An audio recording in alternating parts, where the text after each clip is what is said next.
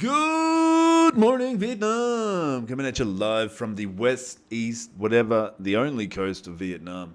And I'm in a city called Da Nang. Da Nang, something like that. And I've only been here a day, but it's really nice. The food is amazing. This chick is really interested in what I'm doing. Anyway, I had a pho bowl, I had a whole like sushi thing, watermelon juice, and the whole thing was, and a Heineken beer. It was less than $3 US. The beach is incredible, one of the top 10 beaches in the world here where I'm staying, literally right next to. It's really nice, man.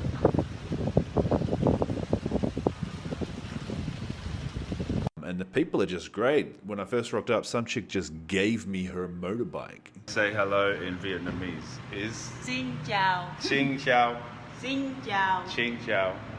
And this girl let me have her motorbike all day for free. Yep, free. Anyway, I thought it might be a cool day to just kind of sit back, relax, and answer some questions about self-control that you guys have sent me just over the last few days. Tristan, why don't you make more YouTube videos? I'm not a YouTuber. Next question.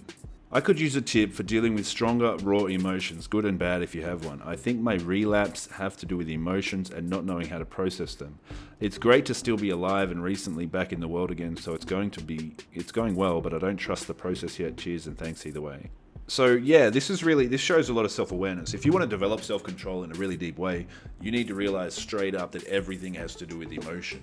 And it's the trippiest thing, and it's a big rabbit hole to dive down, but it is what it is.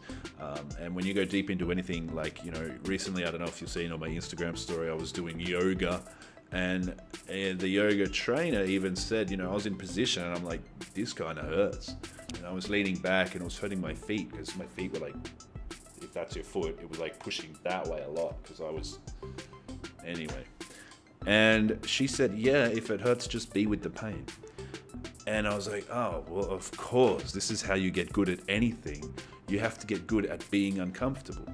So in your case, where you realize that it's emotion that makes you relapse, that's cool.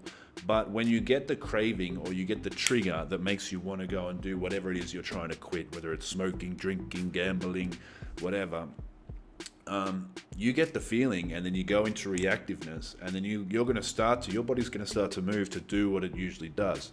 So if you smoke weed every day and you're trying to quit, your body's just going to go and start chopping up weed. It's just going to do that, and you're going to roll a joint or pack your bong and get your bowl ready, whatever you do.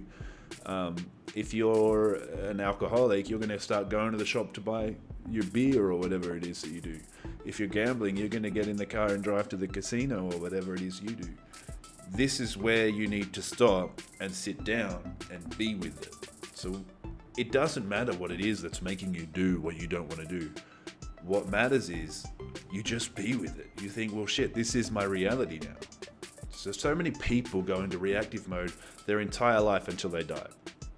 And whether they're not even, everyone's addicted to something. It might not even be a traditional addiction, like smoking a cigarette or something. It might just be computer games. And they drown their life out with computer games. I see people spend 8 hours a day on computer games. And that's the same thing. You're just going into reactive mode and you're not sitting and being with who you are as a person. But as soon as you do that, you suddenly gain a hell of a lot of control. And self-control is the best skill you can learn on the planet, because suddenly, you're like, oh, I don't feel like writing the book. You write it anyway. It doesn't matter, because it doesn't matter what you feel like doing. That's irrelevant to what you want. And when you get over that step, suddenly everything becomes attainable. Tristan, how do you become an online leader? I'm not a leader and I'm barely online. If you want to earn your living from the internet rather than selling time for a living, you've got to realize just one thing, and that is everybody in the world sells something. You either sell value or you sell time. You sell products or services, or you sell hours of your life to somebody that sells products or services. Everybody in the world sells something. And once you realize that, you kind of think time is probably the most valuable thing you have. So why would you sell it? And a lot of people come to the same conclusion, and we all know the internet can provide this lifestyle. I don't go back to Australia very often at all. I'm in Vietnam now, or usually I'm in Bali, Indonesia, Malaysia, Singapore, Philippines. Thailand. So how to do that? There is a really good piece of advice that I think I can give you, and it's called the bellwether technique. And it goes, I've explained it before, and I might just play that clip. So if you want to sell any information product online, or any product or service online, or persuade anyone to do anything ever online or offline, a really good paradigm shift to make is to realize that sheep are hard to lead. And I mean actual sheep. They always distract each other. And the reason sheep are hard to lead is because sheep just do what the sheep next to them are doing. It makes them so hard to lead that as a shepherd, you'd find it difficult to predict where your sheepish herd is moving to next, right? Unless you know a technique that shepherds have been using for a long time. And what shepherds do is they identify the sheep that gets bored the fastest. So the sheep that gets bored the fastest is the one that moves first. They even call this sheep the bellwether because shepherds put a bell around the neck of this guy so they can hear when and where the pack is moving to next. The bellwether is not the leader. She doesn't control the herd from the front. She controls the herd from the middle. And this is a really big difference and something that you can apply to humans. So the lesson is you can attract a paying audience to learn with you if you adopt the same model. So forget trying to lead people from the front. Like, who the hell are you anyway? The truth is we're all here to help each other and we're all good at different type of things. So in this program, Info Products from Scratch, you've seen that I've gone through all the niche markets, what works, what doesn't, and I'm just sharing with you my results that I've had over many years. So some of the things that I've tried have worked, some haven't, and I'm just being very real about that, and I'm sharing it with you just like I would my own mother or a best friend. And that's the approach you need to take. The trick is to get the right niche market so you know what you're talking about. But as soon as you've done that, you leave your ego at the door. Nobody wants or needs someone telling them what to do. So the big secret to influence is to learn how to lead from the middle of the pack and just invite others to learn with you. That way works way better. And it doesn't even matter what you're all about. So you can reasonably easily earn a reliable income talking about almost any topic, like we've covered earlier about niche markets, that you want. You don't want to be some dear great leader like in North Korea or some Nazi Hitler dictator. Nobody likes that.